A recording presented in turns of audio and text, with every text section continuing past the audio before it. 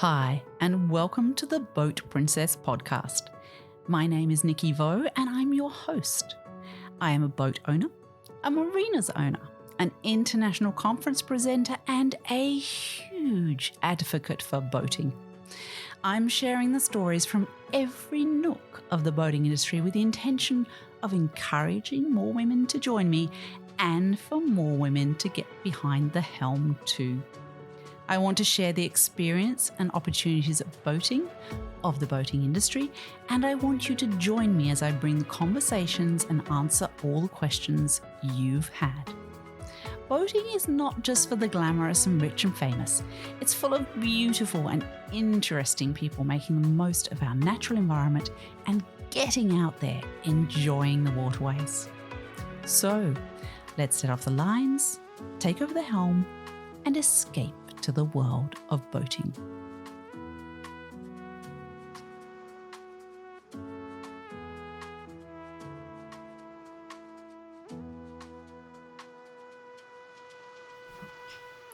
Hi everyone, and welcome to the Boat Princess podcast. I've got a really exciting one for you today, and I think this is going to turn out to be 2 episodes because this guy is seriously interesting. I have Jasper Smith, co-owner of Arxon, in front of me. Welcome, Jasper, to the podcast. Oh, thank you so much for having us. It's great to be here. Really lovely to meet you.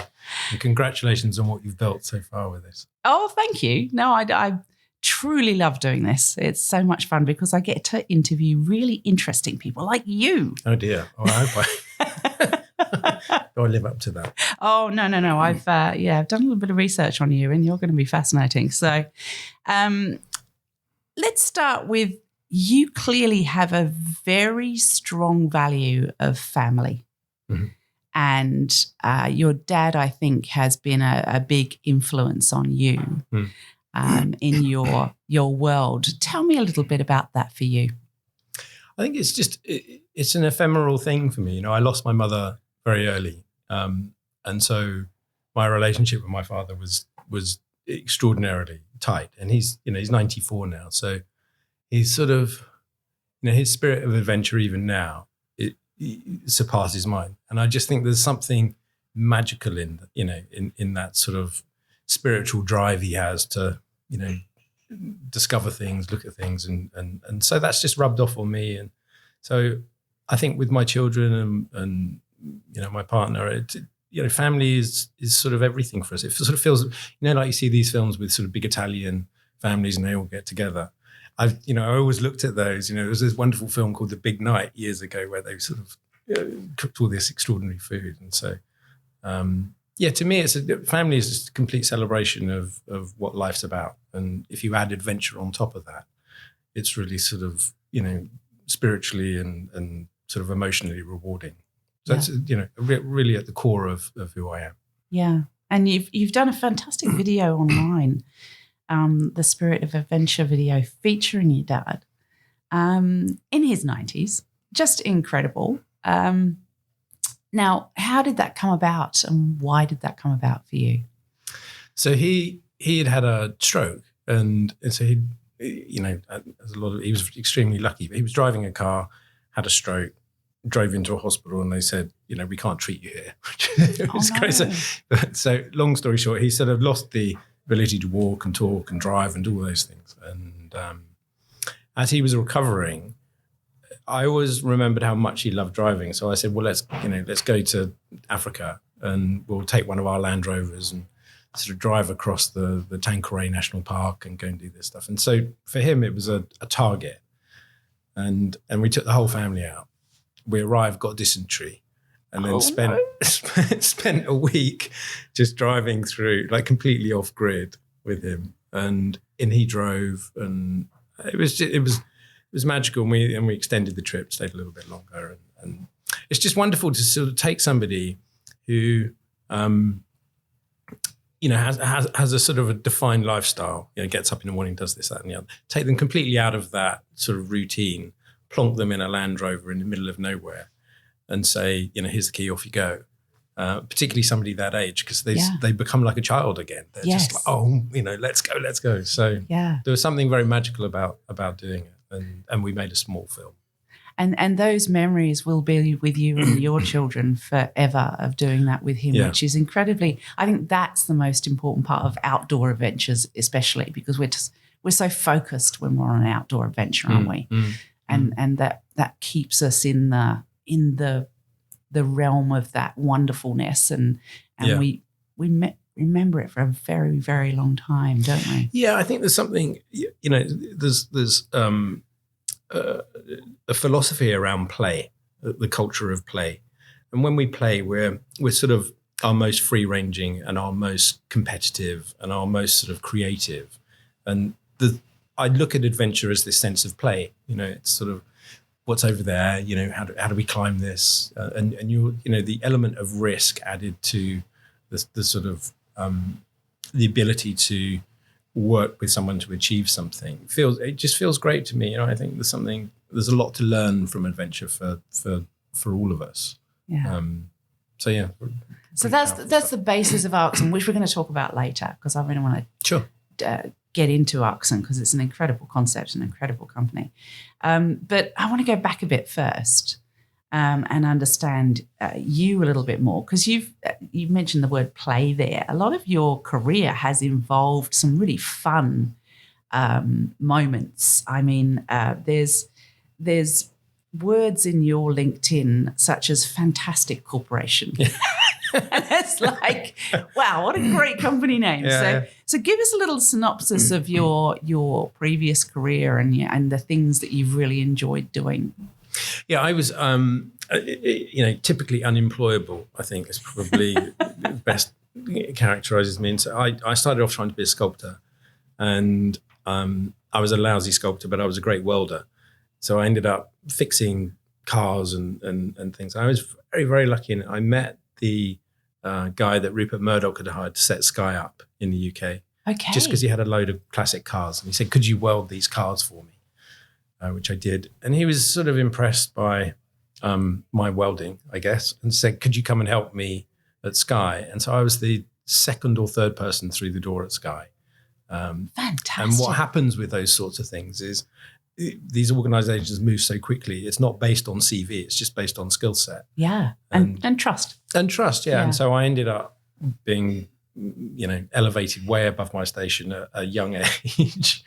And then I just, carried on, and I think what happens is you get a reputation in an industry for being somebody who can do something. So I ended up setting up a business in Switzerland called the Fantastic Corporation, which was a early data broadcasting company. And then we set up a business called the Optimistic, which was a media and production company that we listed, and set up a company called PlayJam, which was a games business. And we were very lucky with PlayJam. We grew it from scratch to being, a much larger business. It ended up being actually the largest games network in the world by numbers. Right. This is pre-mobile, right? So it was bigger than Xbox, bigger than PlayStation, and it provided terrible games, but to millions and millions of households through TV. Yeah. And so we were very lucky with that. We sold that, and that was the defining moment for me. I sold a business when I was quite young, and then spent I've spent the last sort of 30 years either investing into companies or incubating them and then building them. And that's really the genesis of Arxon. It's sort of come out of that venture building entrepreneurial streak that exists within many of us. Right? Yeah. So that was literally a game changer for you, wasn't it? Yeah, for sure. It was. I remember doing this deal, and we walked across Waterloo Bridge. Came out of the lawyer's office, walked across Waterloo Bridge about 3 a.m. just after signing this deal. And it's an extraordinary feeling of grief when you sell something that you've worked so hard to build. Yeah. Because your ambition for whatever you build is always enormous. Well, not always, but in this case, it was enormous. Yeah. And whilst we sold for a life-changing amount of capital, the grief is like, I've lost my child. Yes. So it was interesting. In retrospect, it was the best deal we ever did because the recession came. 2001, life ended for pretty much all .com. So in retrospect, it was a genius deal. So great timing. Yeah. Lucky. Yeah. Well, the timing is lucky, isn't it? The work that's got into something like that is massive. Yeah. So that's not lucky. But the timing can be lucky on those sorts of things. But I think luck is such a big part in business. You know, you can be brilliant, you can be Google-esque, right? But for every Google, there are 10 lookalikes that just, or 100 lookalikes that don't get there. So, success comes about through sort of, remorseless focus and a tremendous amount of good luck. Yeah. And, you need both of those things. And certainly our exit was very lucky. Yeah. Okay. So you've exited that, you've had a liquidity moment in your life, and you're ready there with some funds to move on to something different. What happened then? So what tends to happen when you sell a business and you are suddenly in funds, you have no support structure around you to deal with having cash. And so I was like a lot of people who were lucky enough to sort of make some money when they were quite young. Bombard. How old were you then? I was about 25. Wow, that is young. Okay, 25, 26 maybe. Yeah. So, I was quite young, so I wasn't really prepared for what happens. And what does happen is you just get bombarded by people saying, "Can I have some money? Can you do this? Can I do? Hey, let's do this together. That would be great." And entrepreneurs, people like me, are awful at saying no. And so I said yes to everything. And it was sort of like Spider-Man with money. It was just this web of cash going out to all these different things. And so I realized pretty soon that wasn't going to work. And so we set up a VC and a family office that sort of deployed some of our money, but then started running other people's money. So we built a VC. We just explain to the listeners what a VC is. A venture capital company. Yeah. And the idea with that venture capital company initially was just deploy capital in as an effective way as possible into startups, because that's the sort of area that we knew well. And then gradually that morphed into trying to deploy capital responsibly, ethically, trying to look at the sort of, the provenance of the businesses, the provenance of the founders, the ambition of those founders, the type of company, the ambition of the objective of that company. And could you create an investment thesis that looked at final outcomes being, more important than just cash returns? Okay. And that's a complex journey for a venture capital company to go on. Yeah. Because you're constantly measured as a venture capitalist on absolute returns. Yes. So that meant we had to put all our own money at risk and not take anybody else's money. So it's quite a brave move, and I think that will pay off. We've had some pretty good exits, but capital has to be responsible. And there's no, given where the world is today, there's no alternative to capital having absolute purpose behind it. And if it doesn't have purpose behind it, we're just wasting everybody's time. We're just carrying on with the sort of status quo. And I think anybody who's got any, nous understands that the status quo just ends in, cataclysmic disaster in one form or another. And obviously a lot of people will make money out of that, but realistically what you need is a financial sector that's motivated to fund change. And I guess that's what we're all after, is behavioral change in one form or another. And the marine industry is extraordinary because it offers the opportunity for significant behavioral change quite quickly. And it's one of the slowest industries to move in a sense, which means that it's got probably one of the biggest opportunities. Yeah, that's true. Yeah. So, all right. So you've got real solid values going on here. And then you've decided to go into creating Arxon. Now, Arxon has several different parts to it, doesn't it? Which part started first? So we started with, we're a marine business first and foremost. And so we started with marine, and that's really we're an ocean first business. And, whilst we sort of, I guess at our core, at our most sort of basic, we're an engineering and design company, and we make these, what we think are these awesome, hopefully iconic products that are designed really to, enable you to go off on the greatest of adventures that you can go off. But fundamentally, the purpose of the business is really about trying to democratize access to the ocean and trying to ensure that, every human being understands that without a healthy ocean, there is no healthy human. And that's extraordinary to me, that the ocean is so under-celebrated.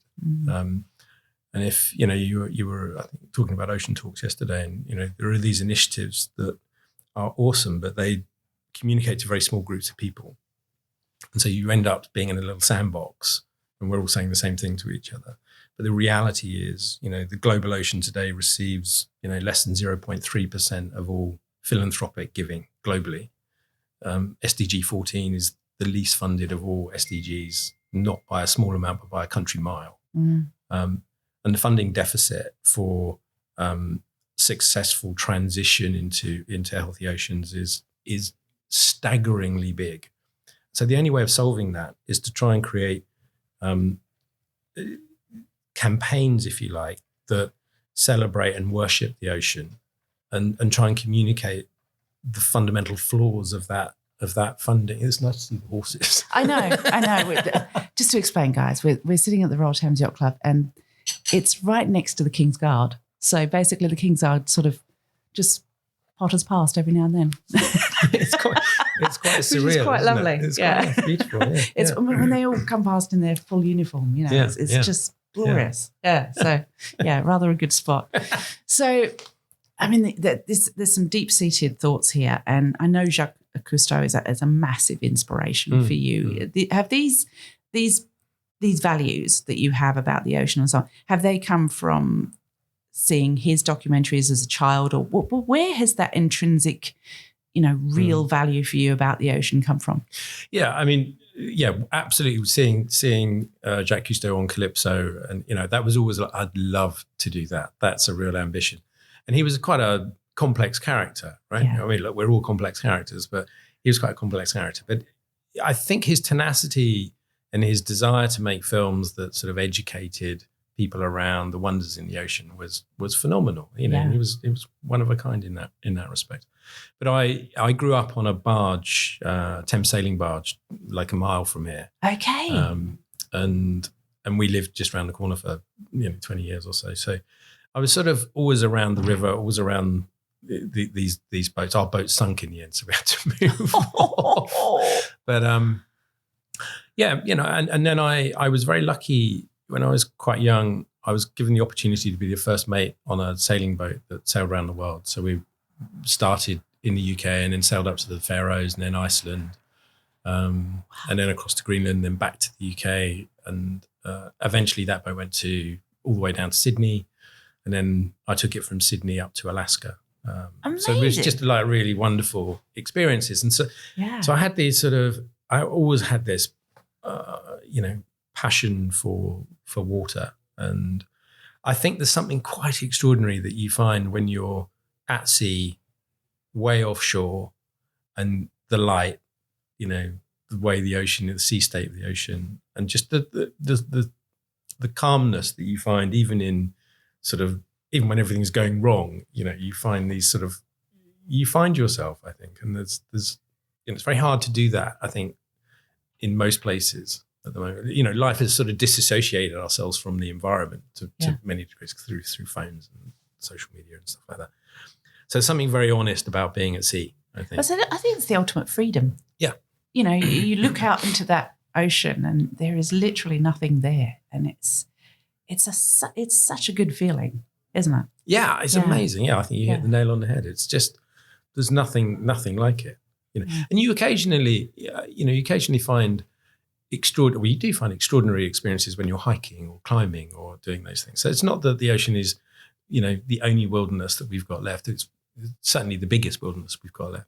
But I think there is that extraordinary feeling of aloneness, and it's just me in this little floaty thing, and you suddenly feel so insignificant as well, don't you? You feel, I'm tiny, and this is incredible. So I had this experience of sailing across the Mariana Trench, and that was really interesting. It's like I could drop Everest below the keel, and I can look up and see, the infinite galaxy above me, and we're like, a few hundred miles offshore or something like that. So there's, it's really interesting, that 3-dimensional sort of window that you can look through when you're at sea. Absolutely. Yeah. So what sort of boat was that you sailed around the world on? That was a Ron Holland 55-foot ketch. Oh, nice.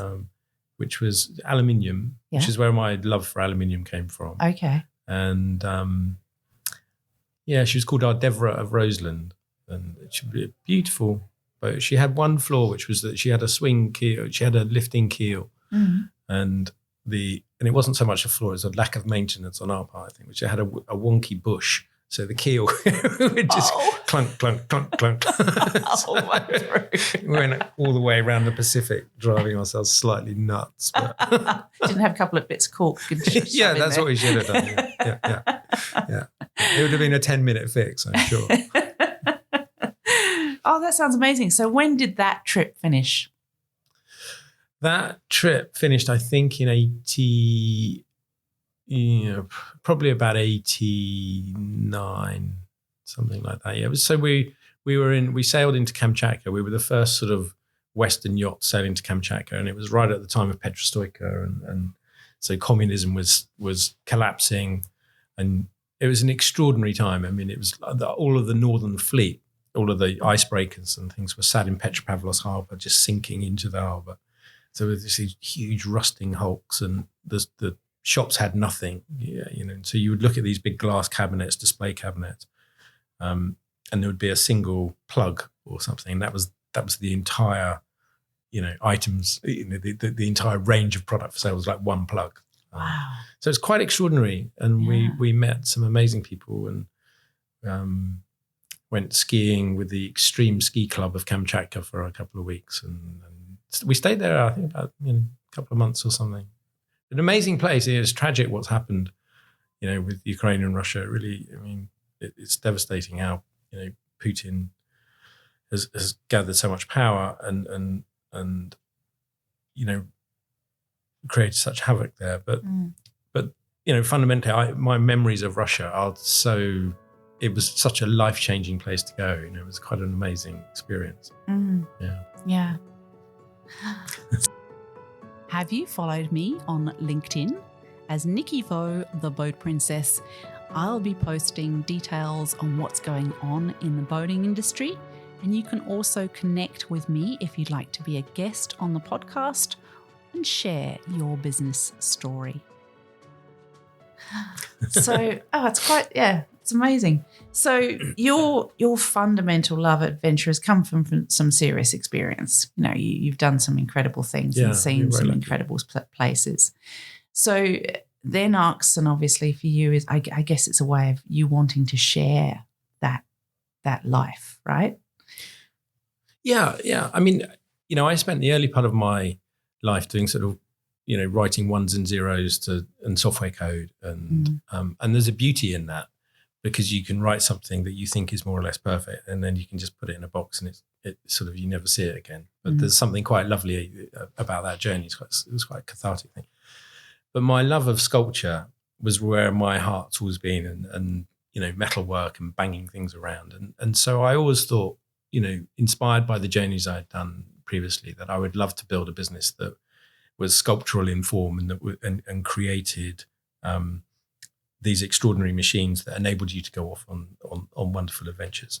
And it's always been, how do you create product that is, designed to do the job? And so I think quite often our experience as a family of owning boats is that a lot of boats are built for a couple of weeks use a year. So the engineering map is 52 hours, 100 hours a year. The rest of the time we'll be stuck in a marina. And, as an owner, that's sort of, that it just doesn't work for me.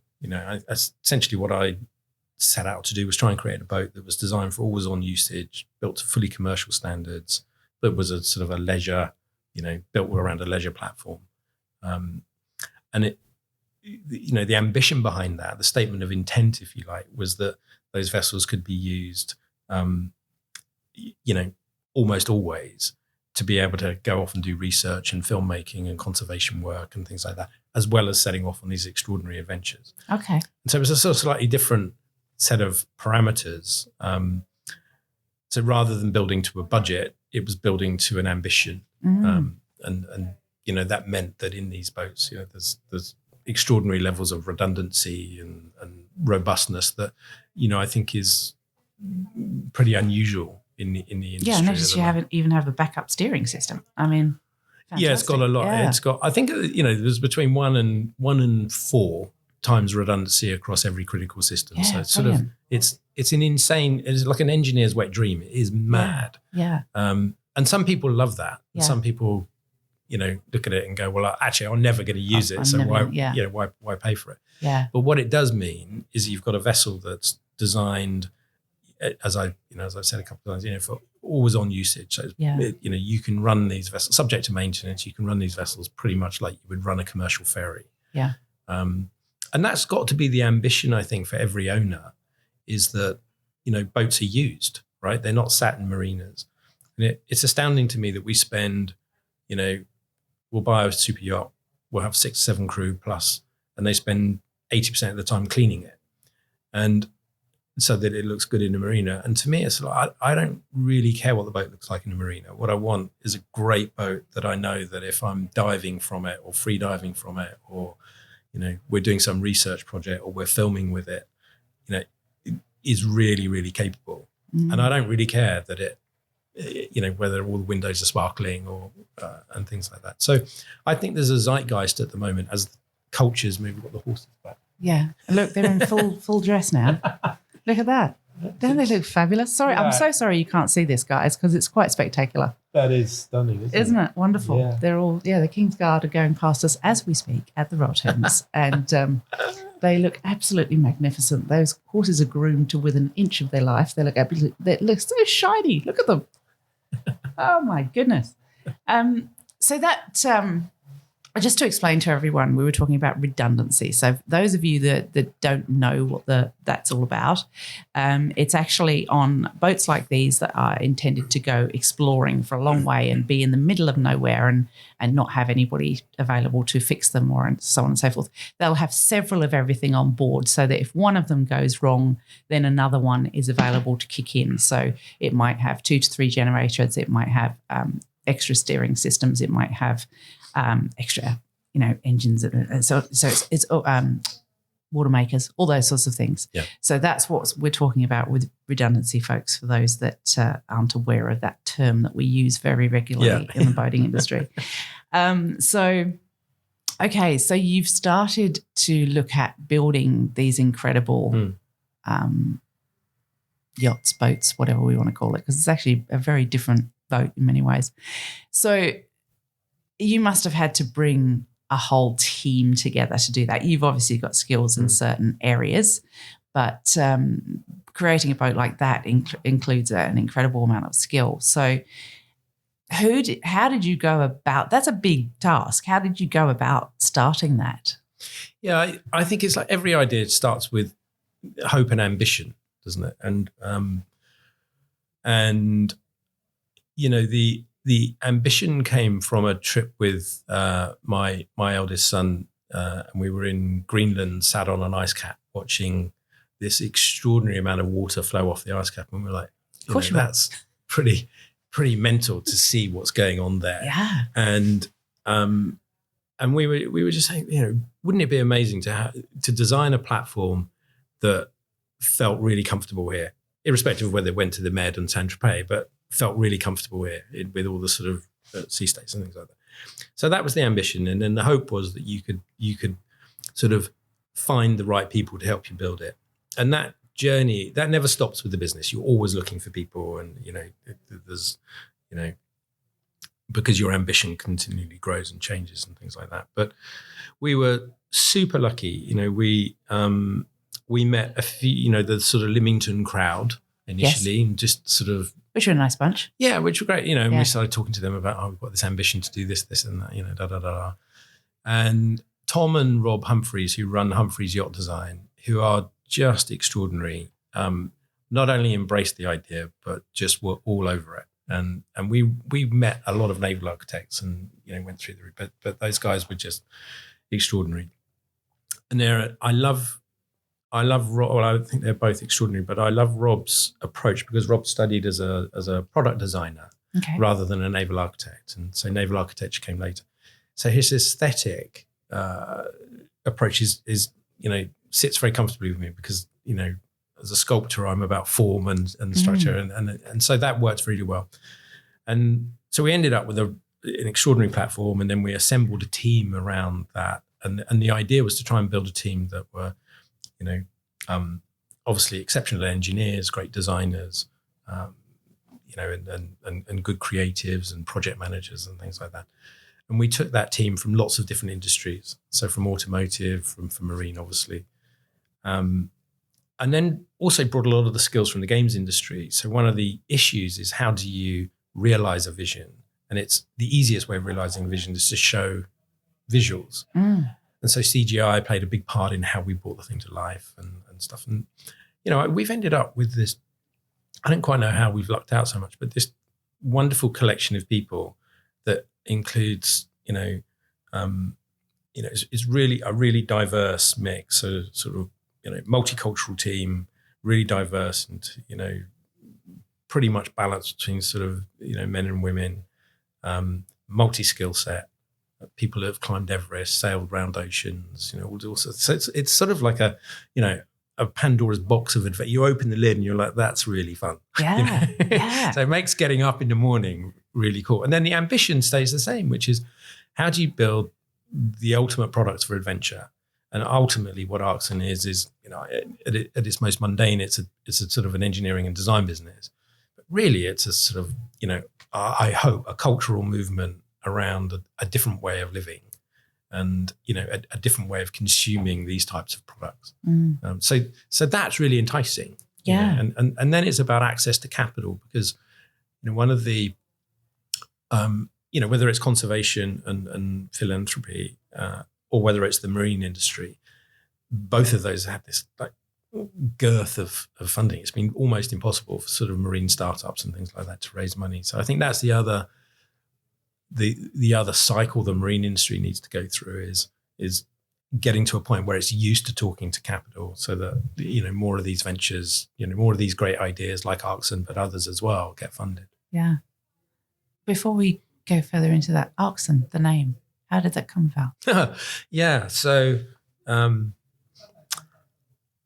there's the real story, and then there's the sort of the marketing spin. So the real story is that we were in Greenland, as I said, and we were in Knud Rasmussen's house. He's got a house in Ilulissat. Well, he's dead now, but there's a museum. And you looked at all these Norwegian explorers and all their names like, Rasmussen and Nansen and stuff like that. It's like going through IKEA. Yeah, exactly, yeah. So I was like, the Sen, I quite like the that. Schlurg. Yeah, and then Ark was sort of like, oh, that's quite cool. But the reality is, we had hundreds of names and we all liked Arxon. We thought it was quite a clever name. And it had this sort of Nordic sort of vibe to it. It was inspired by being in Greenland at the time. But the reality is what firmed us up on it was that the .com was available. So we could buy the domain. And that's the thing with all of these is you have to start with the .com. Yeah, right? So, for sure. So, yeah. And then, as time travels on, you look at it. So now we sort of describe Arxon as, the Ark, which is the sort of, Noah's Ark, preservation of species, and then a sentinel. So it's sort of like the guardian over you that sits there. So it's the Ark and the sentinel. So you take which one you like. But yeah, no, it's great. There's two really good stories. I like that. So you've created these incredible boat designs. We're going from 28 feet up to 85 feet with these babies. Yeah. What is your, why did you pick 28 to, well, you've got different series, haven't you? You've got the adventure series that goes from 28 to 45. Yeah. And then you've got the other ones that go up from there. What was your intention, firstly, with the adventure series? Who do you see buying those boats and enjoying those boats? Yeah, so we've got three series. So we've got the Discovery series, which is our smallest boats. They're ribs, essentially. Oh, I didn't know about those. Okay, awesome. So they're sort of adventure ribs. So the clientele for those are sort of families, day trippers, fishermen, people that, divers, people that want a sort of a high performance, rugged rib that can go off. And I love a rib. Yeah, same. And there's something, going back to Jacques Cousteau, he always had a good rib, right? Yeah, he always had his zodiacs. Yes. So there's a real romanticism about a great rib. So looking again, these are, pretty modern vessels, but they're inspired by that heritage as well. Yeah. So the ribs, they're a offshore design, long range, very capable. Aluminium hull. Some are aluminium. Yeah. But the production ones will be a GRP hull using a bioflax and stuff like that. So it's interesting with composites because we've pushed quite hard the other way into aluminium. So every other boat that we do is aluminium. But with the smaller boats, there's some really interesting opportunities to start looking at how you bring more of the circular economy into that market. Because so far, we've ended up building tons and tons of plastic boats, but they're very, very difficult to recycle at the end of life.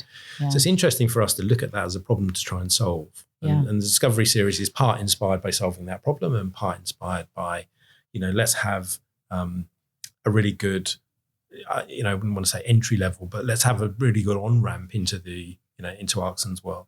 Yeah. And then the Adventure series. Before we leave those, where are they going to be built? And so we bought a yard in the UK about a year and a half ago in Itchenor. So they're produced in where? Near Chichester. Chichester. Is that where the footballers are and all that sort of thing? Chichester is. Oh, have I got that wrong? What's that? Chichester. Is that the footballers area and all that sort of thing? Oh, that's Cheshire. Yes, I knew I'd got it wrong. So Chichester's where? Where is that? That's not a million miles from Southampton. Oh, okay. It's down all that right, sort of all right. neck So we're water-ish. Yeah. It's on the water. Yeah, unlike Fairline that decided to build in the middle of England. Yeah. Okay, so you're nearish to water for that. That's on the water. You've actually bought a yard. Yeah. That's exciting. Yeah. No, it's great. Yeah. And I think it just gives us the opportunity to do a lot more R&D much more quickly, and then obviously produce that series of boats. So that's the Discovery series, and they're outboards. Yeah, they're out. There is an inboard version, but we've announced a partnership with Garmin. We've got a couple of other big partnerships to announce, and they'll be primarily outboards. Yeah. Okay. Yeah. Cool. Yeah. So then the next series is the Adventure series, and that's sort of takes all the spirit of the larger boats. So aluminium, 70% recycled content. So we use a material called Nordal, which is a very expensive marine grade aluminium. Okay. But it's got the benefit of being, predominantly recycled day one. So sort of fits with the ethos of working within the confines of a circular economy. And the marine industry is very hard to do. It's very hard to sort of justify working within a circular economy in the marine industry because you pay a premium for every sustainable product. And that's one of the reasons capital needs to become better is that at the moment, sustainability is a premium. It's a luxury product and it should just be the norm, right? And we need to get to that. But over time with government legislation and things like that, we'll get there. But I think the consumer will drive it as well because we want our products to be responsible, don't we? So we do, particularly leisure products. It's quite hard if you're sort of, bobbling around on something that's, fundamentally unsustainable. It may be fine for people my age, but for our kids, there's a sort of, there's a dilemma. For them. Yeah, absolutely. Yeah. And so we're inheriting that dilemma. I'm sure we would have all carried on very happily unless our kids were holding us to account. So anyway, the Discovery series are the ribs, and they go from 6 meters up to 10. And then the Adventure series is a sort of cabin boat, aluminium cabin boat, ideal for day trips, weekends away, 400 or 500 mile range, depending on the size of the boat. They're just just an exceptional product to go off if you're going off for a few days and you want, a boat that you can sleep on and do a bit of cooking on and dive off the side of, and that can do sort of 25, 30 knots. I think they're amazing for that. And the fact that they're built from aluminium just gives you this robustness. So they're, a bit heavier than maybe a JRP equivalent. They feel really strong. So when you're in a big sea, you're not sort of going, there's lots of doors rattling or things like that. So I think they're a really wonderful product, and they are inspired by the engineering maps that we have for the large boats, but within a much smaller envelope. Yeah, and those, what sort of hull design did you decide to go for? I mean, is it designed for a heavy sea, or is it designed for lake and river, or what did you decide to go with there? Yeah, it's designed for sort of offshore use. So it's a relatively narrow, high performance hull, and it's pretty fine at the bow, good in a sea state. So it's been designed. It's got quite a wide operational sort of envelope or window, if you like, but it's if you take like the Solent chop, which is not a particularly lovely. There's a bit of a washing machine down there, isn't it? Yeah. So that's a really good testing ground for these types of boat, because you've got short and long waves. You've got sort of wind over tide. So we've used that sea area as a place to experiment and design these hulls. And you've done with the interior design, by the way, very nice interior design. You've gone with that new approach to, because for years lots of boats were built with you have to put all these covers on afterwards and all this rubbish. You've gone with the sort of very structured cabin that you just sort of shut the door and go, which is so much easier for those of us to enjoy it. Yeah, I mean, I think it's interesting. So as a sort of a lifelong sailor, I've spent a huge amount of time outside on deck. And it was interesting when the kids were growing up. The kids were really keen just to be inside, because like in Greece it's like 40 degrees, and so our desire just to be outdoors all day, I think, is still there. But actually, at sea in the sun, it's pretty difficult. So I think you're building cabin boats that give you the opportunity to hide from the sun and protect yourself from wind and rain. It's just a really interesting experience, and it's different to sailing, but it's there's something. It feels like as I've got older, it's like, oh, this is great. Yeah, absolutely. And you got so many you got real visual. It's got 360. 360 degree vision, and it's, as you said, the interiors are really nicely appointed, and it feels like when you're in them. Sophie and I went off for a weekend in one last weekend, I think, and it was just super fun. Went to Buckler's Hard, went to the pub, a few pints. It's great. Yeah. It's not right. It's all right, that boating lark, isn't it? Yeah, it's not bad at all. It's not bad at all. It's why we're all here, isn't it? Well, exactly. Fundamentally, it's about the lifestyle we want to lead, and we spend so much of our time on sort of doing emails and trying to get businesses working and things like that. So it's actually really lovely to just get some time to go and enjoy them. Absolutely, yeah. Okay, so you've got that Adventure Rain series. Yeah. The next series. So then the Explorer series. I mean, they're really designed to be sort of class-leading explorer vessels, so the ultimate explorer vessels that you can find within those size ranges. And they go from 65 up to 85. There are custom designs much larger than that, but we don't they're not sort of production boats. So production boats, 85 foot and down. The 85 is, as I said, even though I say it myself, it's a real triumph of engineering. And I'm not the engineer, but the engineering team have come from the commercial world. So they've built hundreds of commercial vessels. So it's got all of the engineering excellence that goes with a vessel that needs to operate constantly. And just things like, the HVAC system is extraordinary. It's got sort of multiple forms of heat recovery, cool air recovery. That's all recycled around, to heat water, to, go into the refrigeration system and stuff. So there's everywhere you look at on that boat, there's energy recovery systems that have been put in place. And then, as we talked about earlier, huge amounts of redundancy baked in. The vessel that we're just launching at the moment, that's a full hybrid system, 7,500 mile range, multiple forms of stabilization, so fins and gyros, and these things called flopper stoppers, which are these sort of so what's that? Which are these sort of great big arms that come out, and they give you 60% roll reduction at zero energy. So they're just fantastic. like genius, right? So why hasn't every boat got those? Yeah, absolutely. Yeah. So no energy. It's got big solar arrays. It's got sort of 15 to 20 hours of silent running. But what's extraordinary about these boats ultimately is, given their size, having things like recovery from capsize in a motorboat at that scale, almost unheard of. Yeah. So, the ambition behind those boats was to try and create something you could sort of, if you needed to, drive up a beach, so you can, ground them out. So if you need to change the propellers, or you've bashed something, or you want to just clean the bottom, you can just drive it up a beach.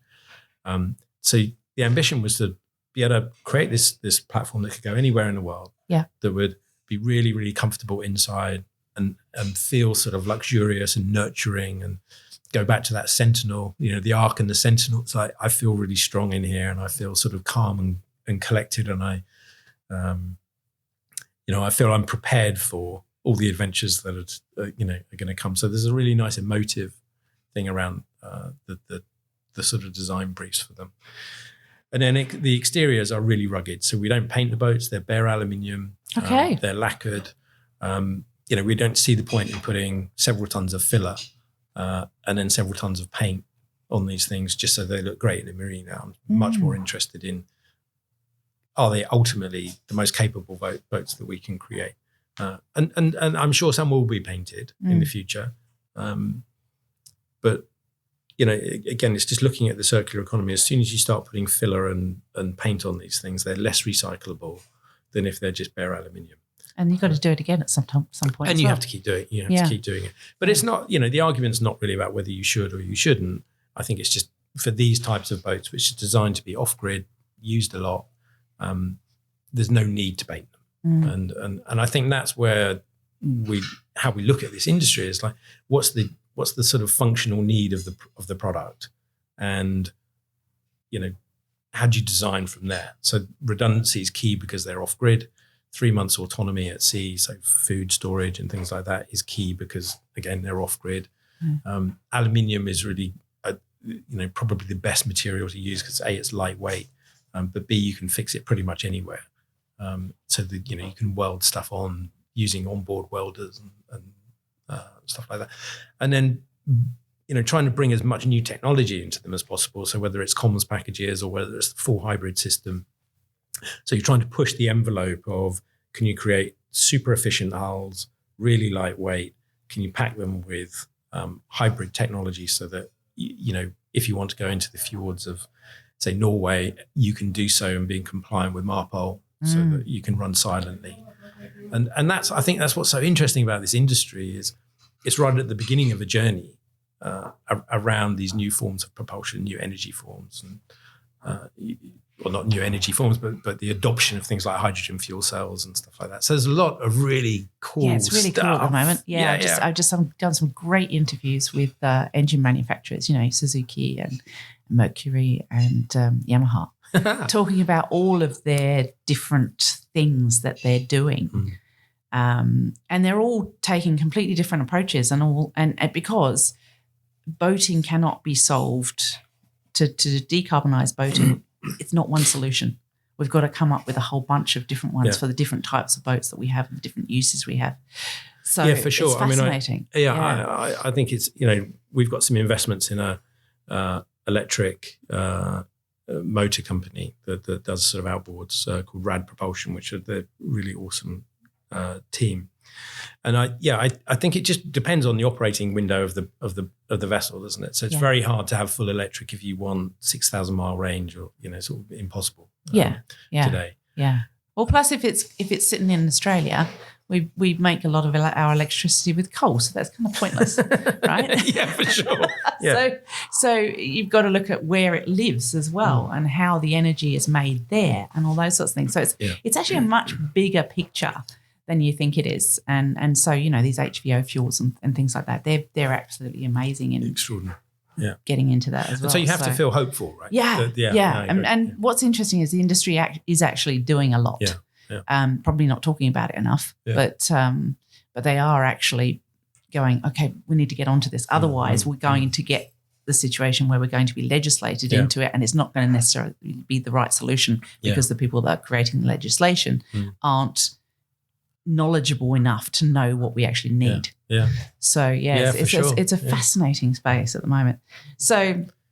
All right, so let's talk about that propulsion system for a moment if we can, because I know our listeners will be interested in that. Which path did you go down in terms of engine brand or with that?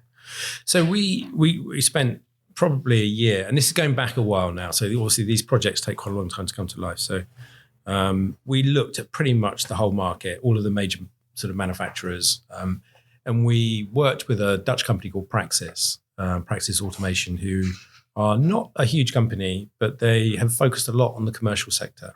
And they had the designs for a serial hybrid system that we thought was really clever. So it's a fully integrated platform. So what tends to happen, what has tended to happen, is you buy the motor from somebody, you buy the battery management system software from somebody, you buy the control panels from somebody else, and then you buy a bunch of generators, and then you have a bunch of chip heads trying to figure out how it all works together. Yeah.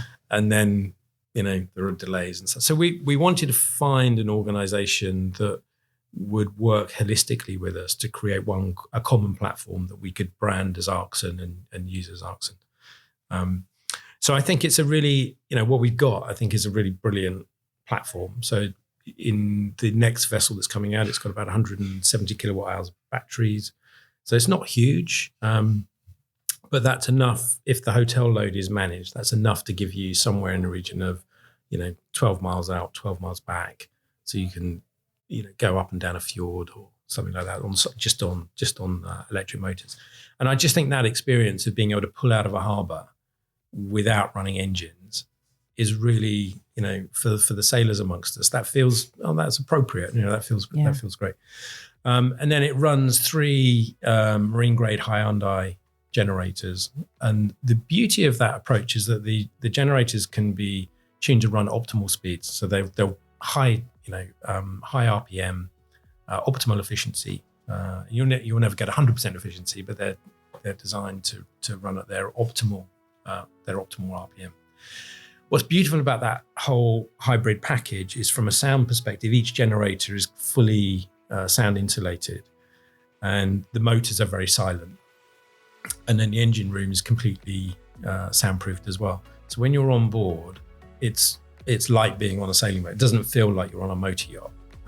So the decibel target, I think, was like 7 decibels outside of the engine room, and we'll see where we've got to. But it should be, it should feel pretty extraordinary. Yeah. Amazing. Yeah. So it's a great system, really good hybrid system, and